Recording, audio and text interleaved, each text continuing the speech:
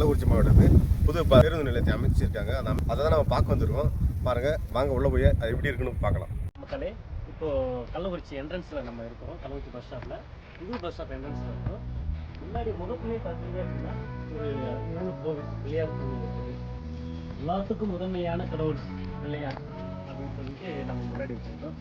இந்த பிள்ளையார் கோவிலுக்கு பின்னாடி பார்த்தீங்க அப்படின்னா ஒரு பார்க்கிங் ஏரியா போல இருக்குது. இது டூ வீலர் பார்க்கிங்கே இல்லை என்னன்னு சொல்லிட்டு ஒன்றும் கொஞ்சம் அதிகாரப்பூர்வமாக தெரிவிக்கல.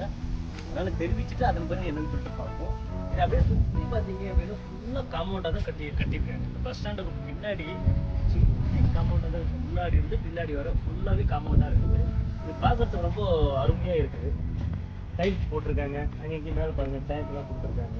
மேலெல்லாம் டேங்க்கு.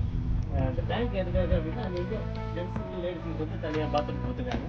அதுக்காக அப்படி தனியாக கொடுத்துருக்காங்க. இப்போதைக்கு வந்து இந்த இடம் எங்கே இருக்குது, லொக்கேட் ஆகிருக்குது அப்படின்னா சேலத்தில் வந்து சென்னை போகிற வழியில் கள்ளக்குறிச்சி என்ட்ரன்ஸு.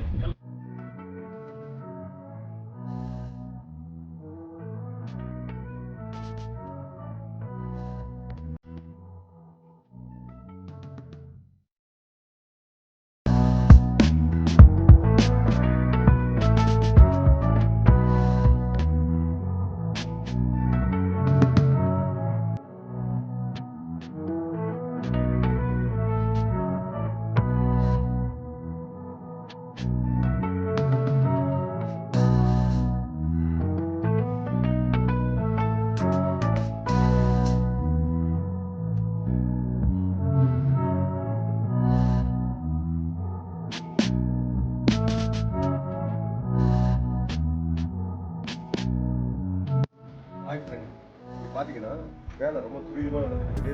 கிட்டத்தட்ட ஒரு 70% வேலை முடிஞ்சிச்சு. பாத்ரூம்லாம் வந்து சிறப்பாக அமைச்சிருக்காங்க.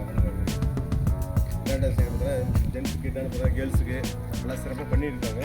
சுற்றியும் பார்த்தீங்கன்னா நல்லா டைல்ஸ் போட்டு அப்படியே பிரம்மாண்டமாக பண்ணியிருக்காங்க.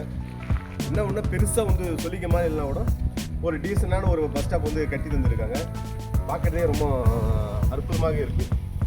இதுலேருந்து என்னென்னா வச்சுக்கோ, இப்போ இனிமேட்டு வந்து சேலமோ இல்லை பெங்களூரு, சென்னை போகிறவங்க எல்லாமே வந்து இந்த அவுட்டரில் போட்டுருவாங்க.